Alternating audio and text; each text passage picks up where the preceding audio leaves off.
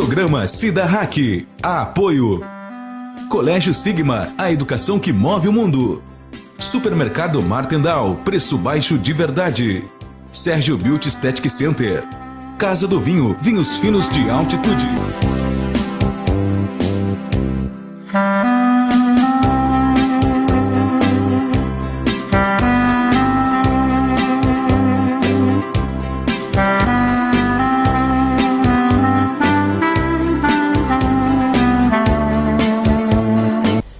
A Cida Hack está no ar e nós iniciamos o nosso programa saboreando um excelente vinho da Casa do Vinho. Eu, como sempre, com o meu espumante, né, que é um espumante leve, com teor alcoólico baixo, né, e os meus convidados saboreando um excelente vinho Aparados da vinícola Francione. O nosso tema hoje é um tema muito importante. Nós já gravamos um programa com esse tema sobre o movimento separatista dos 3 estados do Sul. E o nosso cenário hoje é agradabilíssimo, nós estamos no Galpão Gaúcho, gentilmente sendo recebidos pelo Romualdo Borer, e nós vamos falar, então, dar continuidade a esse tema que é tão importante e que está despertando curiosidade, polêmica, adesões, repúdios, como qualquer movimento novo, como qualquer ideia nova que surge, esses questionamentos, e isso é perfeitamente natural. Romualdo, muito obrigada por nos receber mais uma vez nesse teu ambiente tão agradável, com um foguinho ali, né? Nós estamos já na primavera, mas sempre um foguinho aquece, né? Os corações e os ambientes, até porque verão nós não vimos ainda, nem primavera, né? É verdade. E eu gostaria, então, primeiro de apresentar os meus convidados do programa, que são o senhor Marcelino Ribeiro, aqui à minha esquerda, o Romualdo, que já é uma figura bastante conhecida de vocês, né? Tem voz de radialista, tá sempre lá no programa, né? No Copa e Cozinha, e eu não perco, eu assisto, né? O Júlio Belling e o Joacir Dalsotto.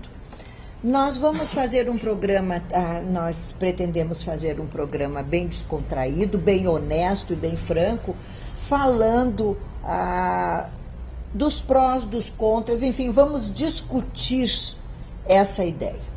Então, na verdade, nós temos som, né? Nós todos estamos com voz, ainda estamos sem voto, mas já temos voz, né? Isso já é um grande começo. E vamos falar desse movimento. Eu gostaria que a discussão fosse com o tema central é esse movimento separatista, mas vamos ver quando é que ele começou, como é que ele como é que ele foi crescendo, como é que ele é visto, quais são os avanços que já tivemos, como é que nós nos posicionamos até agora e, enfim, como é que está o movimento. Então, a palavra é de cada um e de todos nós, né? Como é que iniciou esse movimento? Quando e por quê? Cida, no início da década de 90, nós tivemos alguns movimentos ao longo do Brasil. Aqui no Sul nós tivemos mais de 50 movimentos que vislumbravam a desvinculação do Sul do restante do país. Um movimento esse que nós pertencemos, o Sul é meu país, ele nasceu em 92, em Laguna, ou seja, já tem 24 anos de existência. Com o objetivo, é uma instituição de cunho privado, tem CNPJ e tal, né? Uhum. É plebiscitário, democrático, que visa discutir todos os assuntos inerentes, ou seja, para nos desvincularmos do restante do Brasil de uma forma legal, democrática, plebiscitária, a gente consegue fazer sem precisar empunhar armas, esse tipo de coisa. É possível, então, essa discussão que a gente vem, desde então, colocando na mesa. O movimento amadureceu bastante nos últimos anos, agora, nos últimos 4 anos, ele vem tomando um espaço na mídia, ele tem tomado corpo, né? E culminou agora com uma consulta popular. Por ele ser plebiscitário, ele pauta de que só vai à frente se o povo, aliás, coisas que os nossos governantes aqui no Brasil deviam fazer. Se vão fazer algo de relevante, deveríamos consultar a população, né? Os representantes que lá estão, às vezes, por se entenderem detentores da verdade, fazem as coisas como bem querem, né? Como bem entendem e acontece o que nós temos hoje no Brasil como um todo. Então aconteceu essa consulta popular, que foi o primeiro grande passo que nós tivemos para saber se de fato a população aqui do Sul, nessa amostragem que foi feita, porque nós almejávamos 5% só do povo que vota, para saber deles se de fato eles concordavam com tudo aquilo que a gente vem desenvolvendo. E isso nós tivemos, os resultados estão aqui, né? De acordo com o resultado divulgado pela comissão organizadora do plebiscito informal, o Plebisul, 95,74% dos 616.917 votantes disseram sim para a ideia de se criar um novo país. Eu quero deixar claro aqui que nós todos temos voz, né? Então não quero que isso seja um monólogo, eu quero que a gente fale, né? Qualquer a parte, vocês, por favor, né? Na verdade, assim, eu queria começar pelo questionando vocês sobre a legalidade desse movimento, tá? Nós não estamos à margem da lei, né? O movimento não está à margem da lei, né? Ele tá, então vocês me expliquem isso. Hoje, Cida, nós temos CNPJ, temos a nossa base através do presidente atual, que é em Passo Fundo, e a cada ano, onde está estabelecido o presidente do movimento, é a cidade que ele faz parte, que a sede do movimento é registrada legalmente. Então, temos tudo isso baseado na própria Constituição, que nos permitiu e nos forneceu esse CNPJ. Através desse CNPJ, todas as ações do movimento, elas são abertas ao público. A nossa própria consulta popular foi realizada com o slogan do movimento Plebisul Consulta Popular e apenas um adesivo em cada mesário que estava cuidando de uma urna, para que a gente pudesse não interferir no resultado dessa consulta. Sim. As pessoas, as mais de 600 mil pessoas que saíram de suas casas para dizerem um sim ou um não, elas tiveram a liberdade para que naquele momento, através das informações que elas tinham disponíveis, elas pudessem opinar pelo sim e pelo não. A nossa recomendação máxima para o dia dessa consulta foi que a gente não devia, naquele momento, do dia da consulta, dia 1º de outubro de 2016, falar para as pessoas, olha, o movimento é por isso, a gente ficar discutindo para favorecer um sim ou um não.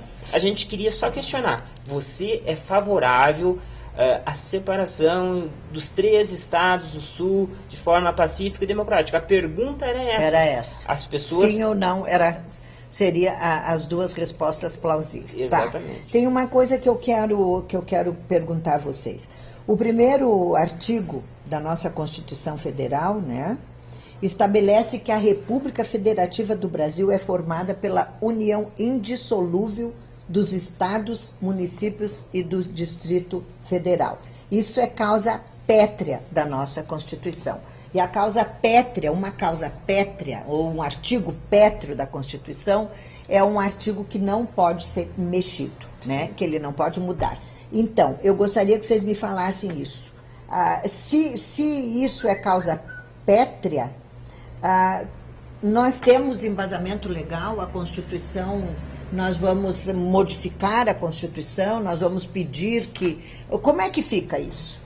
O próprio CNPJ, que eu estava citando no início, Cida, que foi fornecido para o movimento, ele é baseado na própria Constituição, que a partir de 88 foi feita uma Constituição que permitisse às pessoas se reunirem, manifestar o seu pensamento, e nessa Constituição está descrito no artigo 4º a autodeterminação dos povos, e no artigo 5º a liberdade de expressão e manifestação dos pensamentos.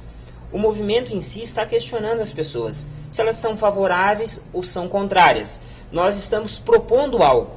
Essa proposta e a cláusula pétrea, que a Constituição diz no artigo 1º, a Constituição brasileira está na 7ª Constituição. E como somos livres, como somos pacíficos, como somos democráticos, estamos questionando, essa própria Constituição, ela pode ser transformada, ela pode ser realizada uma nova Constituição para o restante do Brasil, e aqui a gente buscar a nossa autodeterminação através dessa forma de apenas perguntar para as pessoas se elas são favoráveis. Como disse o Romualdo no início, a partir do momento que a maioria dos sulistas disserem sim, somos, eu quero, sim, eu quero, ou sim, eu não quero, se eles disserem sim, eu quero, a gente continua, que foi o resultado que a gente obteve. Se eles disserem não, eu não quero, a gente para. Então, dessa forma seguimos. É interessante quando a gente fala da constitucionalidade ou inconstitucionalidade do movimento, né? Até porque algumas pessoas, ao pegar a Constituição e se deparar com o artigo 1º, diz que o Brasil é indissolúvel. Ou seja, para por aí e não prossegue, até por se tratar de uma cláusula muito clara e pétrea ainda. pétrea. Né? Mas como dizia o Joacir, nós estamos já na 7ª Constituição. Teríamos que criar uma nova Constituição? Sim, de repente criar uma nova Constituição. Até eu acho, Cida.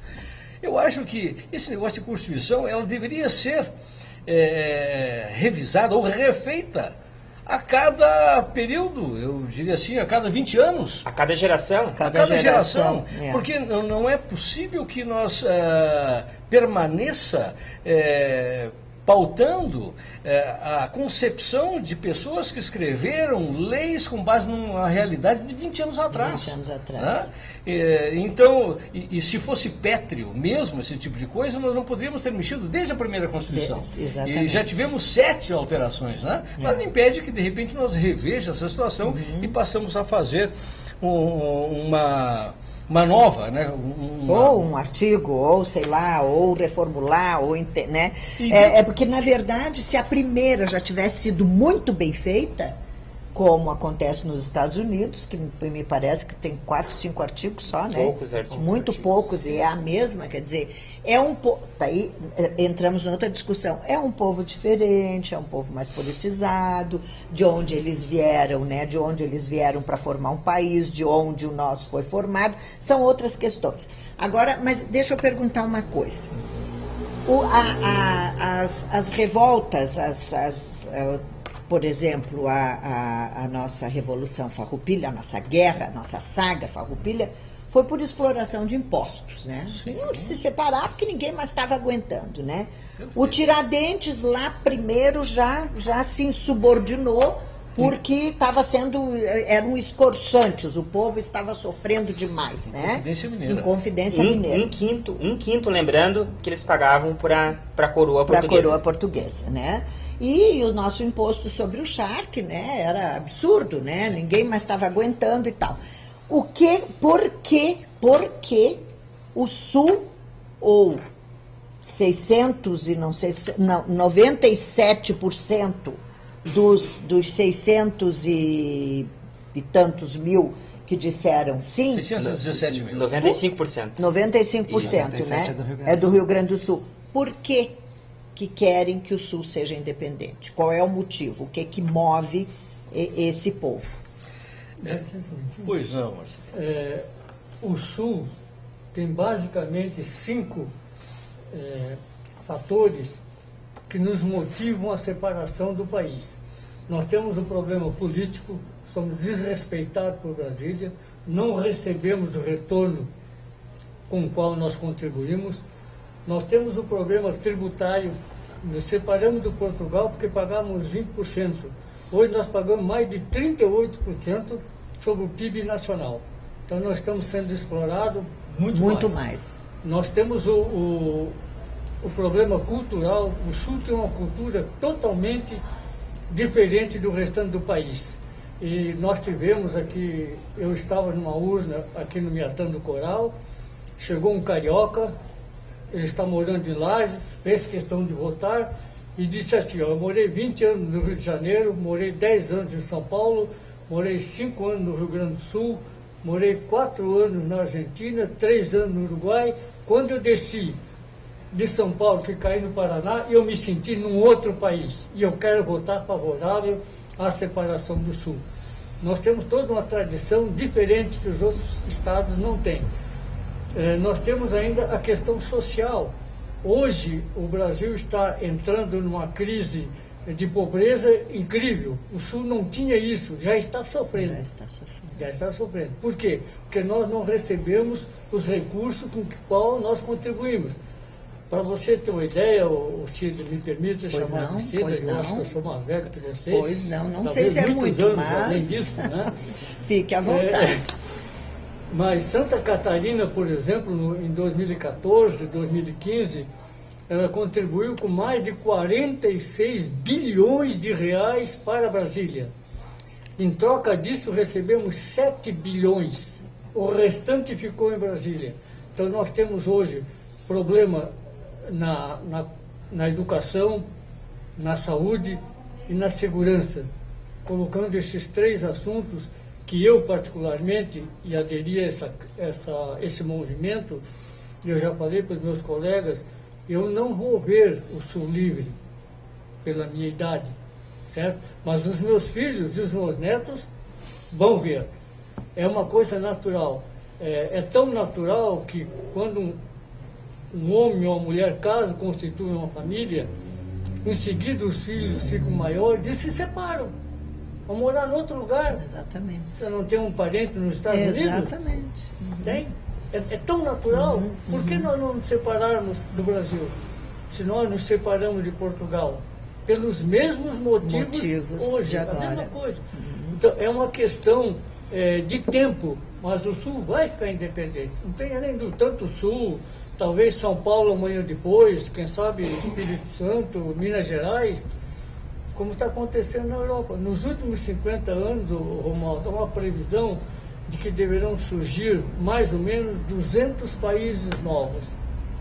Nos Então, próximos 50 anos. 200 países novos. Eu acho que a nossa causa é uma causa válida, ela é constitucional, embora nós tenhamos um artigo que fala que é pétreo, mas todas as regras têm exceção, e há os subterfúgios que permitem você buscar alguma coisa que possa realmente favorecer o teu movimento. E eu acho que esses são os motivos do Sul. Alguma coisa não está certa nesse nosso país, porque todos os municípios não têm mais como se gerenciarem, né? Os estados todos estão devendo, que foram todos lá para Brasília pedir, por favor, pelo amor de Deus, o povo não tem mais benefício, porque Brasília está ficando com tudo. O rombo é enorme, porque concentra lá e roubam em tudo que é lugar, né? Porque, na verdade, parece que se institucionalizou que o roubo é uma prática comum no nosso país, né? Então, se os municípios não estão conseguindo dinheiro para se gerir, nem os estados, nem onde é que está indo? O senhor falou em 30 e poucos %. Eu recebi de um colega meu de São Paulo. A gente tem um site, um grupo que é só de jornalistas e que cada cidadão produtivo do nosso país, ele deixa 77% do seu salário para o Estado. Tá? Porque começa ali, se ele ganha, do salário dele ele já desconta do INSS, isso, aquilo, daí o pãozinho que ele compra tem imposto, se ele vai comprar um carro, se eu vou comprar um copo, se eu vou comprar um vinho, então 77% da remuneração de um cidadão produtivo do país fica para quem? Fica para sustentar um Estado gigante, né? Nós pagamos um imposto alto para que se sustente essa máquina, né? É um estado muito inchado, com muitos funcionários, nós temos muitas estatais ainda no Brasil, nós consideramos isso um atraso, porque nós sabemos que as estatais são alvos fáceis, né, para os corruptos. Tá aí a prova. E inclusive distribuição de cargos. E nós lutamos justamente por essa libertação. O novo país que nós queremos construir é um país capitalista e liberal. Tem uma entrevista do Celso, que é o Celso Deutscher, é o líder do movimento, ele deu uma entrevista para a Veja, e ele diz que nós queremos um Estado mínimo. Nós queremos um Estado para fazer apenas as suas funções e deixar que a economia funcione com a maior liberdade possível, né? Com menos impostos e mais liberdade.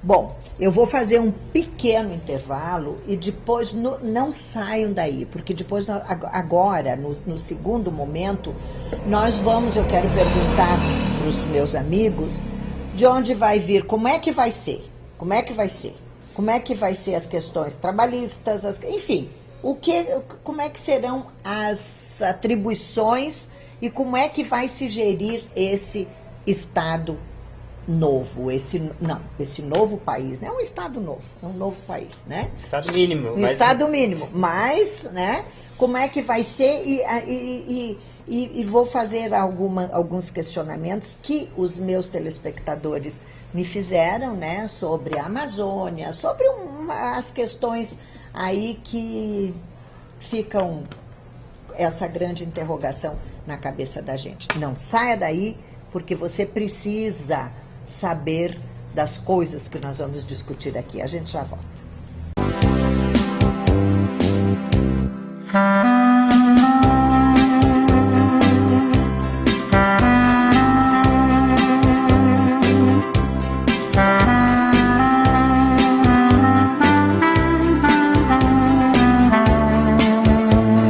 Continuando o nosso programa, que hoje o tema é Sul, o Sul é o meu país, eu estou conversando com o senhor Marcelino Ribeiro, o senhor Romualdo Boer, o Júlio Belling e o Joacir Dalsotto. Os mais novos a gente não chama de senhor, né? Não sei por que essa discriminação, né? Bom, agora, meninos, eu quero largar para vocês aqui tudo nessa mesa assim, ó. Os questionamentos que me fizeram após o primeiro programa que nós tratamos desse tema. A Amazônia vai fazer muita falta? De onde que virão os nossos recursos para estruturar o nosso país? Os aposentados que já estão agora pelo INSS, tem em Santa Catarina, no Rio Grande do Sul, no Paraná, né, que já estão aposentados por tempo de serviço, ou por auxílio-doença, ou enfim. As nossas pessoas com necessidades especiais. Tudo isso aí, a estrutura de um país.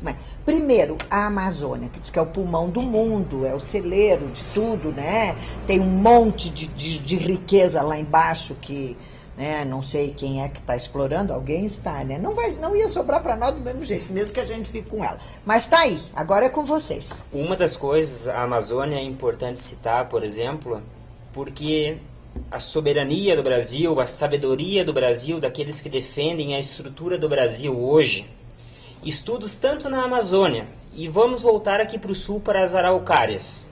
As araucárias do sul que é algo único no mundo. Toda essa estrutura de pesquisa, que é o que vai gerar dinheiro em cima da riqueza que existe. Pesquisa, descobrir remédios, tudo através desses recursos naturais que hoje, até então, a gente possui. Que a Amazônia, vamos dizer assim, está sendo sugada por estrangeiros. As araucárias estão sendo sugadas por estrangeiros, porque assim, dá uma doença nas araucárias de hoje.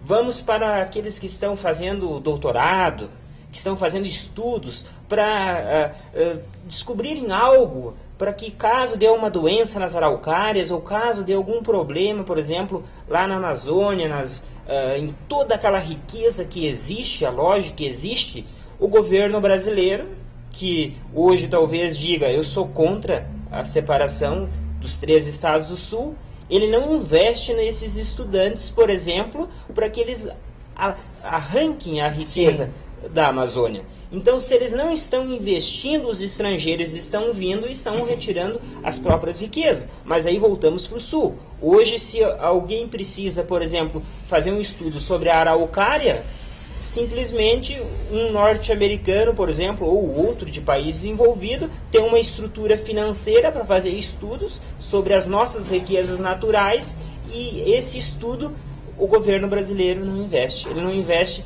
naqueles que querem realmente transformar e querem obter um conhecimento sobre as nossas riquezas. E é essa estrutura que a gente enfrenta, e o movimento propõe isso, quer saber isso mais das pessoas em geral.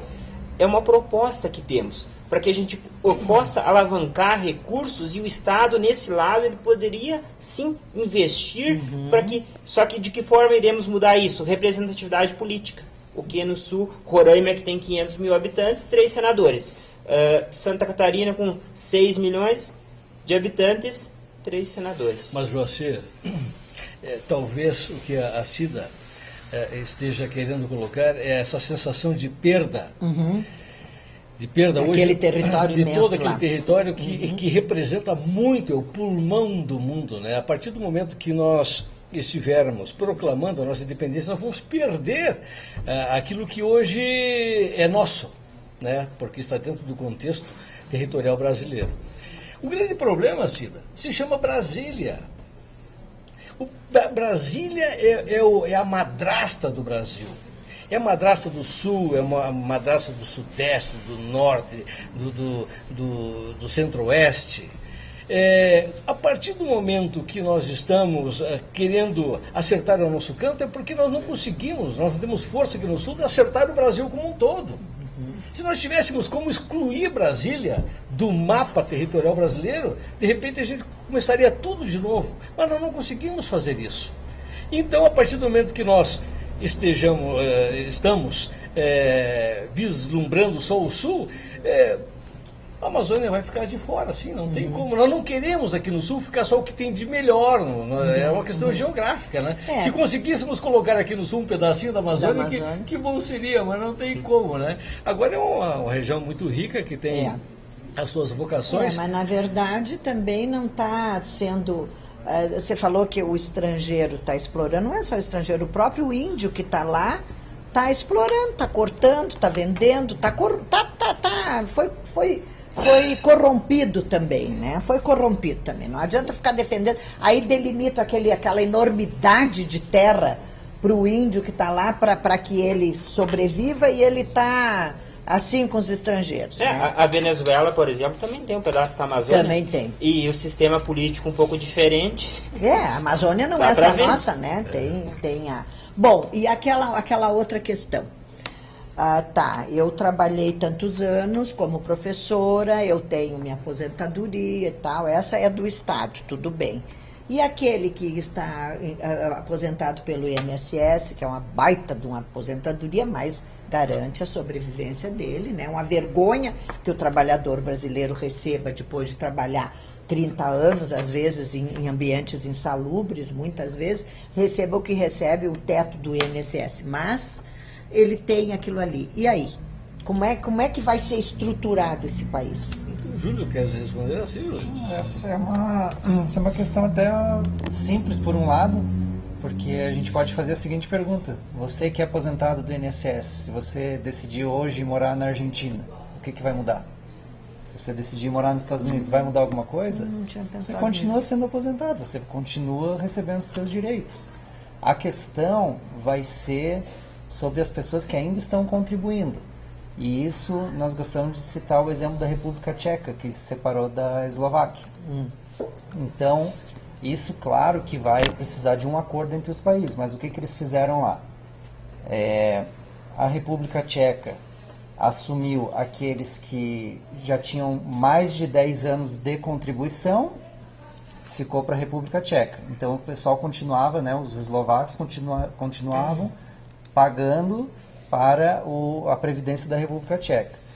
E os que tinham menos de 10 anos de contribuição passaram então a contribuir para a nova Previdência do país da Eslováquia. Certo? E, claro, aí você pode ter aquela dúvida, tá, mas vai ter dinheiro. Essa é uma preocupação que, claro, que é necessário que seja pensado, para que vocês saibam, assim, o movimento ele tem um grupo chamado GESUL, que é o Grupo de Estudo Sul Livre. E lá é onde tem a parte intelectual do movimento que se estuda esse tipo de situação. Obviamente, o início de um país novo talvez seja um momento mais delicado, porque o Sr. Marcelino é economista, ele também pode falar com propriedade. Nós precisamos fazer um colchão, precisamos fazer um forro para poder justamente cobrir essas situações. Então, obviamente, se pensa em trabalhar no início, trabalhar da forma até mais conservadora possível, né, formar esse forro que é preciso, formar essa base para que tenha solidez. A mesma coisa quando você vai falar em moeda. Mas veja o risco de se criar uma nova moeda. Sim, é um risco. Tanto que você tem várias maneiras. Você pode criar uma nova moeda pode ser um outro nome, mas você pode, por questões de segurança, atrelar o real, por exemplo. Que, na minha opinião, até seria o mais inteligente de fazer, porque o Brasil continuaria sendo um país parceiro, e você atrelando a tua moeda ao real, você não correria riscos de haver grandes flutuações.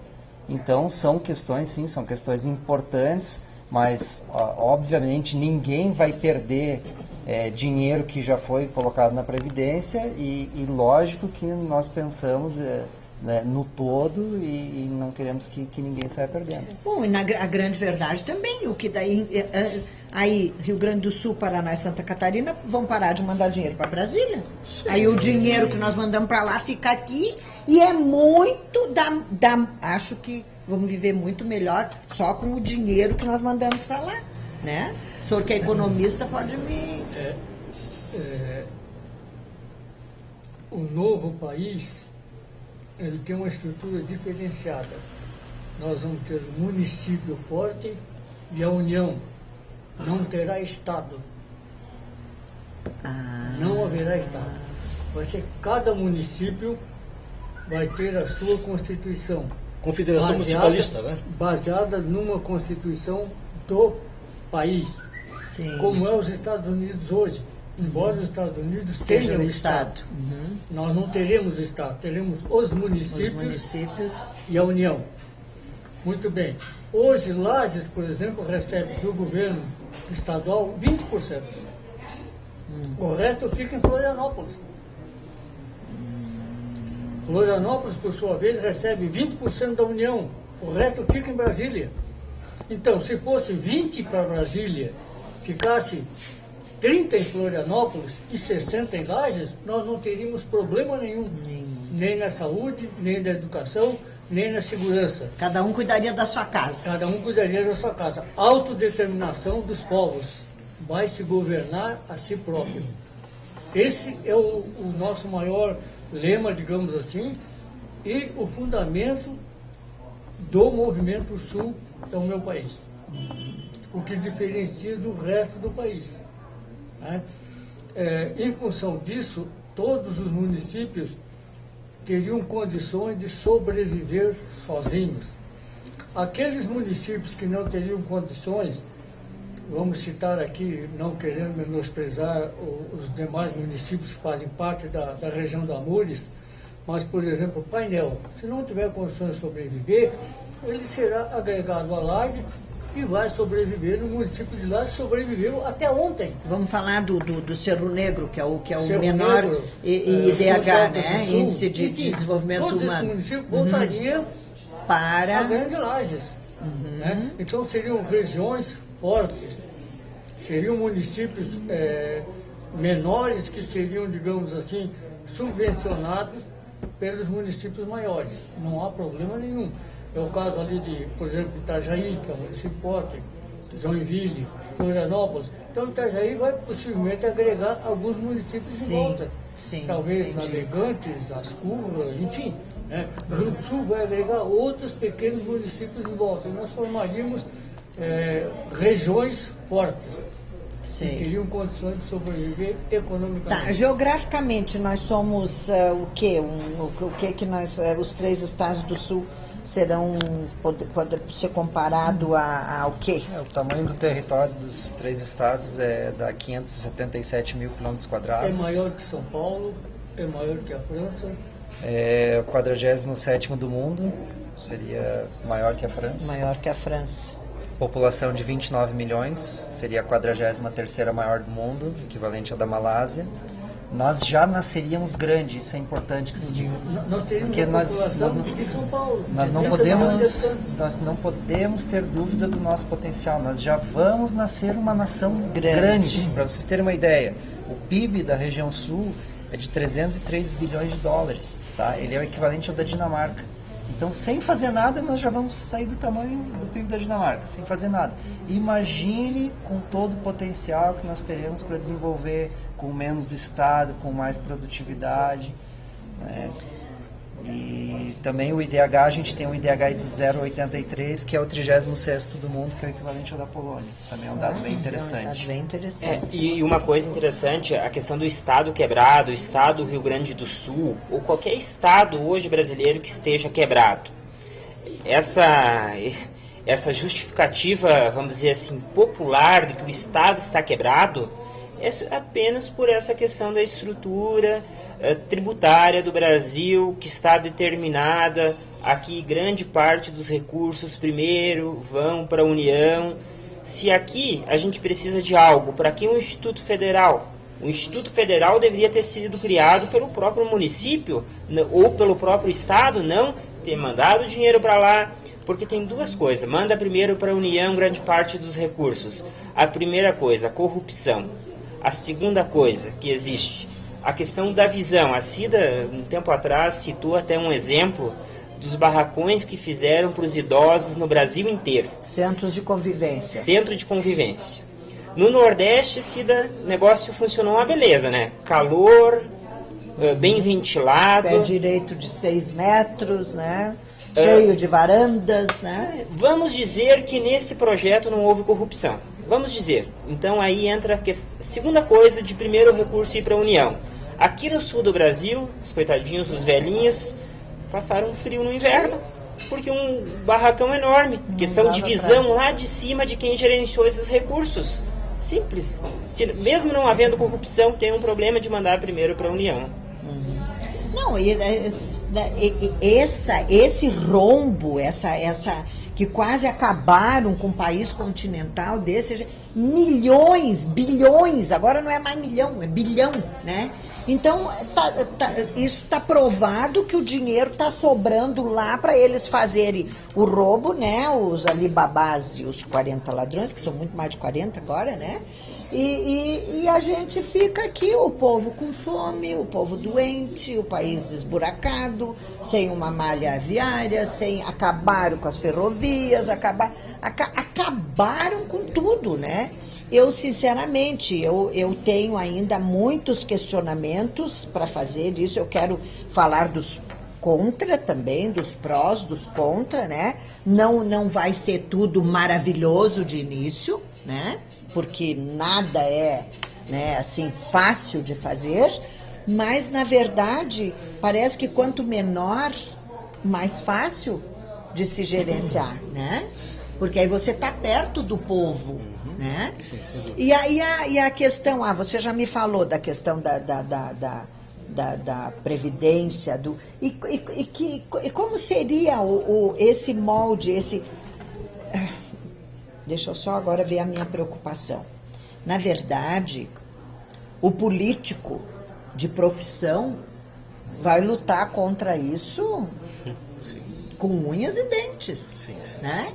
Porque esses que nós vemos aí que faz não sei quantos anos que são deputado federal, não sei quantos anos que são senadores do Brasil inteiro, né? Não só dos nossos 3 estados. Eles não vão querer largar isso, né? Então, e por outro lado, aquela dúvida, o nosso povo, nós sabemos que nós somos uma região privilegiada, nós temos... É um povo inteligente, um povo escolarizado, a maioria, né? Um povo que já que a gente diz que a gente teria que passar por uma guerra, já passamos, né? A guerra do contestado, a guerra do contestado e a guerra dos farrapos. Ah, né? mais uma coisa, a guerra do contestado nem é citada nas escolas Nem federais. é citada, nem é citada, nem sabe, né? Então nós já passamos por uma guerra, né? E até hoje nós temos o caboclo do contestado que está aí sofrendo ainda, né? Então a nossa visão que aí tu diz, se o Brasil tivesse passado por uma guerra seria diferente. O Sul já passou, né? O Sul já sofreu na pele, né? Mas que esse movimento vai ter muita gente torcendo contra, porque muita gente vai perder os privilégios, né? Sim, sem dúvida. O grande problema, Cida, aqui no Brasil é a falta de autonomia, né? Nós,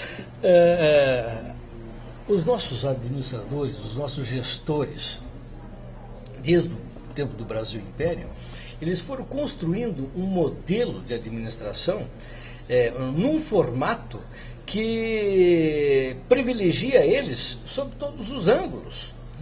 E naturalmente que a partir do momento que você está propondo a criação de um novo país com alguns modelos que estão dando certo no mundo, né?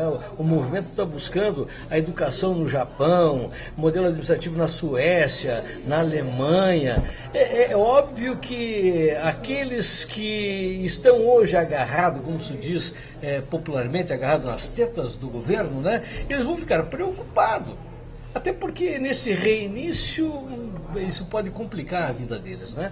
Então teremos alguns oponentes naturais e a gente está sabendo disso, está sabendo como administrar esse negócio. Voltando antes ao que o Júlio falava a respeito do INSS, Júlio e tal, né? É que fique bem claro para o ouvinte que uma das coisas que se prima por demais, isso é algo assim de ordem internacional, é o cumprimento, é o respeito aos contratos estabelecidos. Então, se você é um aposentado, você tem um contrato assinado, e isso aí tem que ser respeitado. O novo país que está sendo constituído não pode, sob pena, até porque ele teria já em observância da ONU, da UNCO, de alguns organismos internacionais, se assim não o fizesse. Então, o respeito aos contratos já firmados. Aqueles que estão em andamento também, como falou o Júlio, depende muito de acertos, porque, Cida, o movimento não tem já o formato pronto, escrito com 5 casos depois da vírgula. Tem certas coisas que vão se encaixando na medida que o movimento está andando. Algumas coisas já estão pré-estabelecidas. Por exemplo, o sistema de governo é parlamentarista. A federação será municipalista, como disse o Marcelino. Algumas coisas já estão muito claras a respeito aos contratos, né? O formato de como se fazer as coisas. Mas com riqueza de detalhes não temos, até porque se nós assim tivéssemos, poderíamos até ser mal interpretados pela jurisdição brasileira, né? Então é isso. Eu quero fazer uma pergunta. Vai ter licitação nesse novo país? Porque se tiver licitação, eu já sou contra. Porque eu não vejo uma licitação ser honesta. Né? A licitação poderá acontecer. Como é que vão fazer as obras? Com licitação, quem é que vai fazer licitação? Porque a licitação, para mim, é o maior câncer que tem nesse país, né? Cida, eu particularmente defendo que o município, no nosso caso, né, e a União, não deveria, digamos assim, participar diretamente da execução dos serviços ou do trabalho. Ela deveria ser órgão fiscalizador. Então, nós temos o Romualdo aqui, que é perito em saneamento. Então, nós vamos contratar o seu Romualdo para fazer o saneamento do nosso município. E a União e o município vai fiscalizar a obra. Então, o município, no meu entender, não teria, digamos assim, grande número de funcionários. Apenas fiscalizadores e impor aquilo que foi executado em contrato. Então, nós vamos ter professores, Os professores das escolas particulares darão as aulas e o governo pagará por aluno e fiscalizará para ver se está sendo executado aquele contrato. plano. O que o governo precisa, na verdade, no meu entendimento, é fiscalizar. A economia nós fazemos. Não precisa ninguém intervir. Eu sei o que eu preciso, o Júlio sabe o que ele precisa e ele vai buscar. Agora o que nós precisamos é fiscalização e um governo forte, que na hora que você rompe o contrato, ele impõe. E com relação à contratação de empresas, que o Marcelino está falando, que hoje acontece na forma de licitação, poderíamos até dar uma outra denominação para a contratação, porque dentro dessa proposta de ser privatizado, ser terceirizado os trabalhos, e a administração pública a atuar como fiscalizador, tem que existir uma maneira de contratação, né? Que hoje temos as licitações no formato que a gente vê e discorda. Certamente que haverá não é, na verdade, a licitação, é quem faz a licitação, é quem, né? Mas tem que existir uma brincadeira. Mas tem que existir um mínimo de transparência, de acompanhamento, de seriedade nisso, né? Não que hoje não exista seriedade. Eu até quero acreditar que muitas licitações que são feitas exista lisura total. Muitas acho que não, algumas, né? Eu ia acreditar que algumas, né? Algumas. Mas nós precisamos, até com base em tudo que nós já sabemos aqui, criar um sistema diferente, com todo esse aprendizado que temos e com as observações ou as experiências de outros países, com a escola de outros países. Um exemplo básico, por exemplo, ele foi pego num caso de corrupção diante de uma licitação que ele entrou de forma indevida e estava formando um certo grupo. Ele foi pego com 10 milhões de reais, vamos dizer.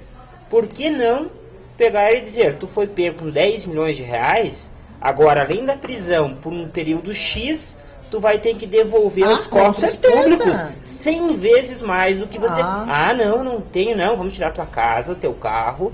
Não, isso aí eu peguei e tinha bem antes. Não, da tua esposa, tudo.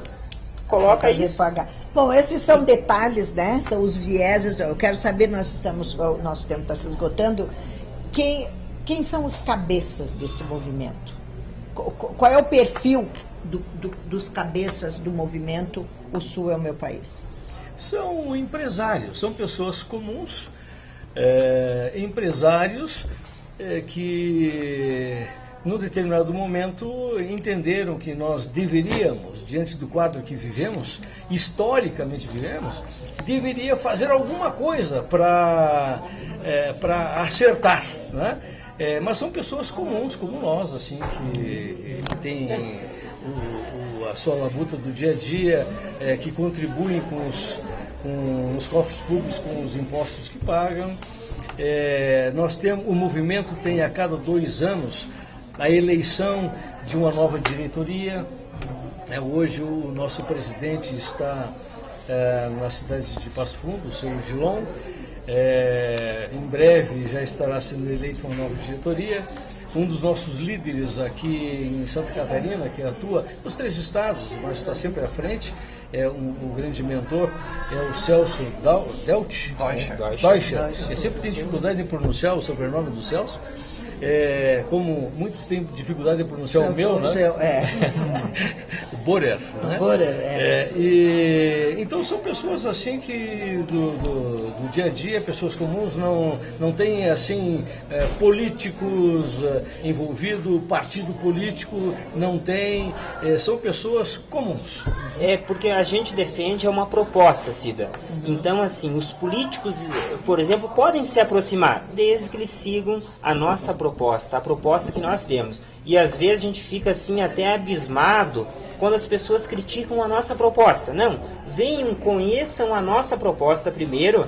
E a nossa proposta às vezes não precisa ser criticada. Existe um poder vigente que é o poder político e administrativo do Brasil. Então critica esse poder. E outra forma, traga a tua proposta. Se não criticar a proposta é só uma possibilidade. E o que temos é isso, uma possibilidade para separarmos o país. Quem está nos ouvindo, aonde pode procurar mais esclarecimento? Onde pode? Tem um site, tem um... A gente pede àqueles que não têm o cadastro no Sul Livre, tem o sullivre.org e o plebsul.org, que as pessoas podem fazer o cadastro para que a gente... Vou ver só o Plebsul talvez saia do... Então, sullivre.org, você vai encontrar todas as informações, inclusive o estatuto do movimento. Ou o Sul é o meu país através do Facebook. Aí Facebook é facebook.com.br/FLNBR. Aí lá você vai encontrar todas as informações. Bom, gente, infelizmente, tempo, a gente acha que 1 hora de programa é muito, vocês viram que é muito pouco, né? Para discutirmos um assunto dessa importância, dessa relevância. Então, vai ficar a pergunta aqui: o Sul é teu país? O Sul não é teu país? Quer dizer, você vai ter muitas chances e muitas oportunidades de se inteirar do assunto, de estudar, de ver como cidadão livre e de fazer a sua escolha.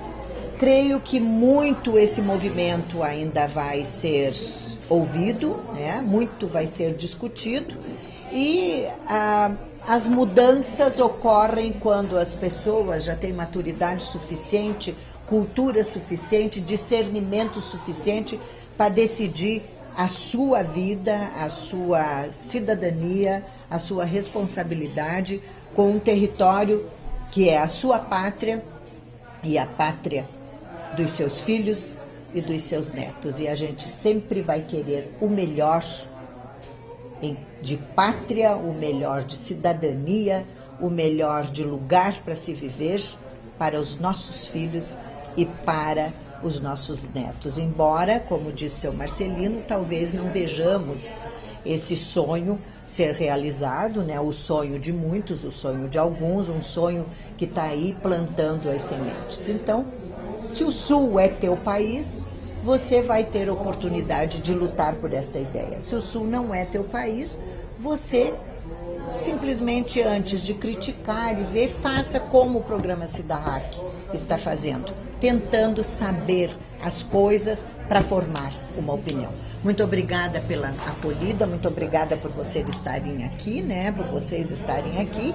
E sempre que precisarmos ou os nossos telespectadores nos fizerem questionamentos, nós traremos para vocês, né? Então, muito obrigada. Cida, eu quero, em nome dos companheiros, dos amigos, dos integrantes aqui da Comissão Municipal de Lages, da qual eu sou presidente, eu quero te agradecer por nos dar a oportunidade de levar para você, telespectador, algumas informações com relação ao movimento. Dizer para você que nós estamos à frente do movimento porque nós entendemos que tem que ser feito alguma coisa perante tudo que vivemos aqui no Brasil. O Brasil é lindo demais, é bonito demais, mas tem lá em Brasília algo que nos aflige, que nos machuca. Não somente nós aqui do Sul, o Brasil como um todo, todas as demais regiões somos vítimas de Brasília.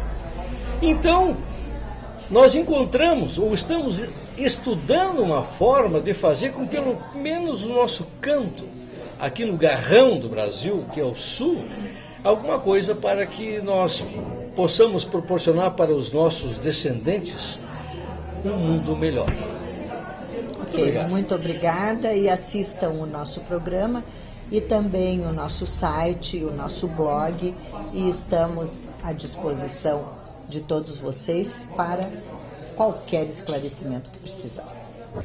O nosso jantar aqui no Galpão Gaúcho está servido. Nós temos lá uma tilápia, uma salada mista, um pãozinho, aqui tem um feijão tropeiro, tudo quentinho na panela de ferro, e aqui um arroz de carreteiro. Aqui também um queijinho e uma cebolinha verde para você temperar o seu prato a gosto.